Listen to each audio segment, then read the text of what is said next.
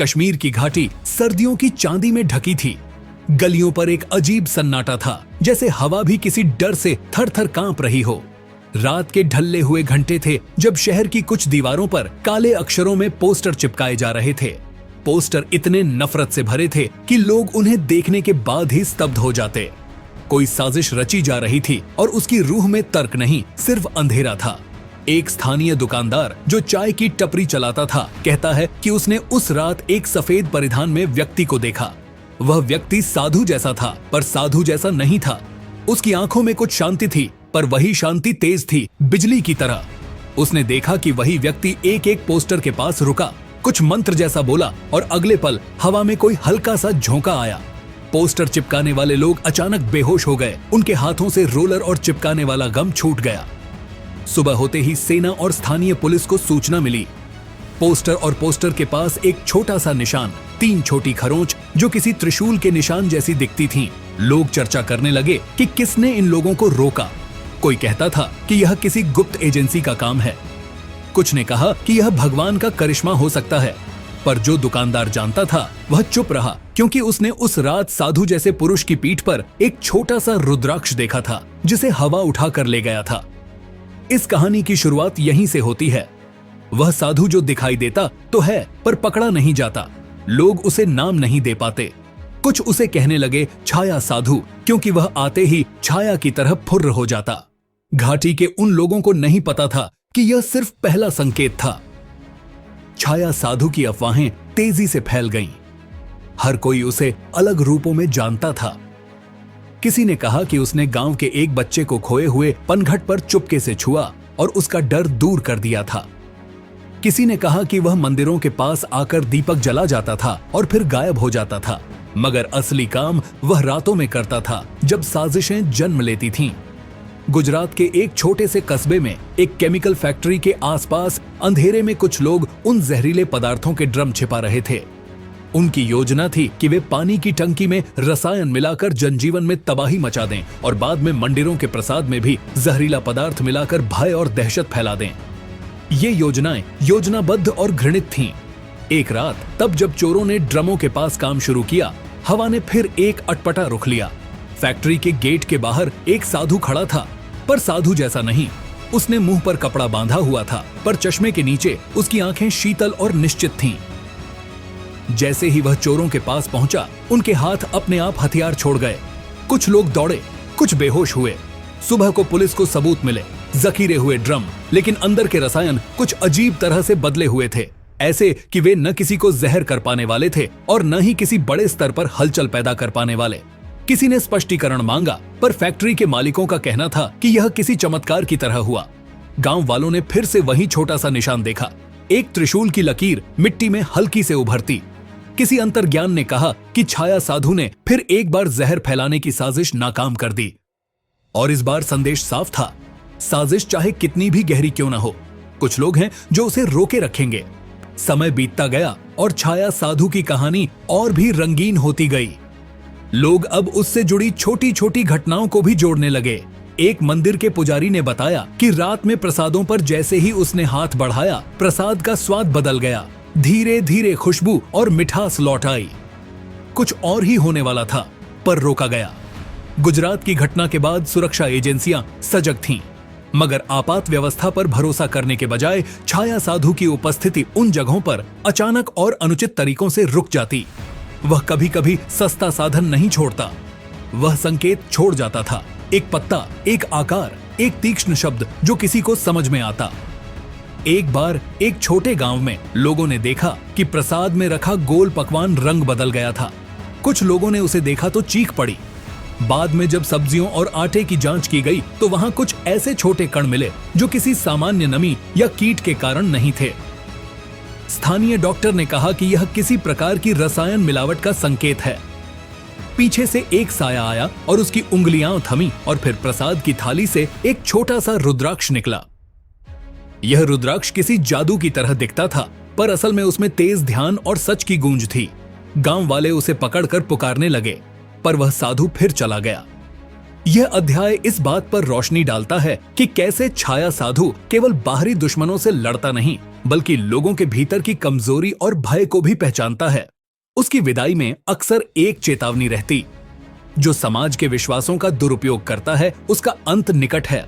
दिल्ली लाल किले के सामने की चौड़ी सड़कें हमेशा लोगों की आवाजों, उत्सवों और विरोध प्रदर्शनों से गूंजती हैं। उसी भीड़ और हलचल के बीच कुछ ऐसे लोग भी चल रहे थे जिनके इरादे सुस्पष्ट रूप से काले थे।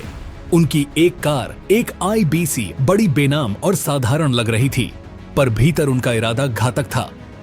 शाम के कुछ समय बाद जब लाल किले के सामने ट्रैफिक भरा हुआ था, किसी ने देखा कि I-20 कार बोनेट के नीचे कुछ छिपा रहा था। उसके अंदर एक टाइमर लगा था। क्लक क्लक टाइम दिखा रहा था, गिनती घट रही थी। भीड़ में किसी ने छोटी छोटी घंटियां बजाईं, कौतूहल फैला। फिर अचानक हवा में एक ठंडी लहर चली और ट्रैफिक कांस्टेबल ने उस गली में पैदल आते हुए देखा कि कुछ अजीब है। पर पुलिस की नजरों के आगे भी छाया साधु की चाल कुछ और थी। उसने देखा कि अगर समय ठहर न जाए तो कत्लेआम हो सकता है।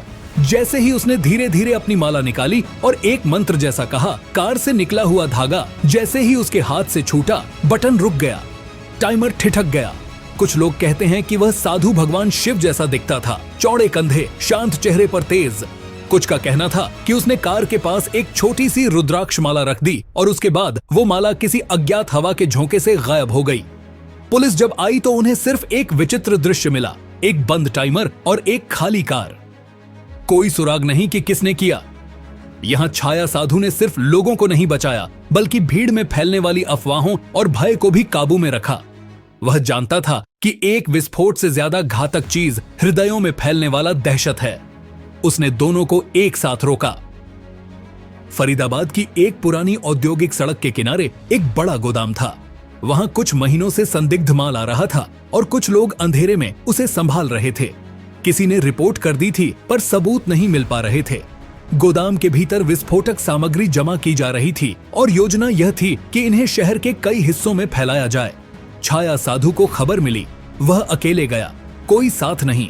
गोदाम की खिड़कियों पर धुंध जमा थी और अंदर टीन की टेबलों पर वायर, डिटोनेटर और छोटे छोटे पैकेट बिखरे हुए थे। साधु ने एक धनी आवाज में कहा, जिन्हें दूसरों का जीवन नापसंद है, पहले अपने जीवन का हिसाब करेंगे। उसने अपनी माला को गोदाम के मुख्य दरवाजे के पास रखते हुए कुछ मंत्र किए। उसके शब्दों में कोई धार्मिक भौंह नहीं थी, पर उनकी गूंज ऐसी थी कि वहां खड़े लोग बेहोश होने लगे। कुछ गिरते पड़े, कुछ अतीब डर के कारण भाग खड़े हुए। अगले दिन पुलिस ने उस गोदाम को घेर लिया और सारा सामान बरामद कर लिया। अदालत में केस चले तो कई बड़े नाम जुड़े पाए गए, पर सबने यही कहा कि इन सबूतों की जानकारी किसने दी, यह अनाम स्रोत था। और गोदाम के मुख्य गेट के पास ही मिट्टी में वही त्रिशूल की छोटी सी छाप मिली। छाया साधु ने यह दिखा दिया कि कभी कभी कहानी की जीत बिना गोली चलाए भी हो सकती है। उसकी उपस्थिति ने व्यवस्थित अपराधियों की योजना को बेअसर कर दिया। यह अध्याय दर्शाता है कि उसकी ताकत केवल शारीरिक नहीं थी, बल्कि उसे मन और भरोसे की समझ भी थी। छाया साधु की पहचान पर हर तरफ अटकलें लगने लगीं। कुछ कहने लगे कि वह एक बुढ़ा तपस्वी है जिसने युवावस्था में देश के लिए वचन उठाया था। किसी ने कहा कि वह किसी विशेष शक्ति से प्रेरित है, पर जो लोग उसके निकट रहे वे जानते थे कि वह मनुष्यता और न्याय के बीच का एक पुल था। एक बार उसने एक वृद्ध से मुलाकात की जो गांव के लोग उसे नाना कहकर बुलाते थे। नाना ने कहा, बेटा, हम कानून को पूरा करने में विश्वास रखते हैं, पर कानून के बीच में कई बार ऐसे लोग होते हैं जो परीक्षा में फंस जाते हैं। तुम्हारा काम केवल दोषियों को पकड़ना नहीं, बल्कि निर्दोषों को भी पहचानना है। छाया साधु ने सिर झुकाया और कहा कि वह कभी भी किसी निर्दोष को चोट नहीं पहुंचाएगा। उसका लक्ष्य केवल उन लोगों को खत्म करना था जो समाज का जहर बन रहे थे। नाना ने उसे एक छोटे से रुद्राक्ष का तोहफा दिया और कहा कि यह सिर्फ एक संकेत है कि भगवान की नजर उन पर भी है जो भूल जाते हैं। यह अध्याय आंतरिक संघर्ष और साधु के नैतिक सिद्धांतों की पड़ताल करता है। वह किसी भी तरह का अंधेरा नहीं फैलाता। उसकी लड़ाई का मूल उद्देश्य लोगों को उम्मीद देना है। जैसे जैसे छाया साधु ने कई साजिशों को नाकाम किया, अपराधी और भी गहरे जाल बुनने लगे। वे अब और भी चालाक हो चुके थे। उनके नेटवर्क ने सीमा पार से सहयोग पाया था। ऐसे ही एक बार एक योजना सामने आई जिसमें अलग अलग शहरों के पानी के स्रोतों, त्योहारों और सार्वजनिक जगहों को निशाना बनाया जा रहा था। एक बार साधु ने देखा कि योजनाकारों ने युवा बच्चे को भी शामिल कर लिया है। वह बच्चा अपराधियों के दबाव में था, पर उसके हाथ कांप रहे थे। साधु ने बच्चे के पास जाकर धीरे से कहा, तुम्हारे अंदर अब भी अच्छाई है। उसने बच्चे को समझाया और फिर बच्चे ने खुद पुलिस को सूचना दे दी। इस अध्याय में दर्शाया गया है कि कैसे छाया साधु बड़े जाल में उलझते हुए भी मानवता की कड़ी पकड़ बनाए रखता है। वह जानता था कि हर गिरोह का एक मानव चेहरा भी होता है और अक्सर वही चेहरे भय के कारण फंस जाते हैं। समाचार चैनलों और सोशल मीडिया पर छाया साधु के बारे में अनगिनत कहानियां फैल गईं। कुछ लोग उसे हीरो बताते, कुछ उसे खतरा। मीडिया ने उसे गुप्त साधु कहा, कुछ ने शिव का साया कहा। पर साधु का फोकस कभी दर्शकों की ओर नहीं था। वह जनता को यह दिखाना चाहता था कि साहस का अर्थ सिर्फ शोर मचाना नहीं है। कई बार उसने स्वयं को कैमरे की रोशनी में आने से रोका।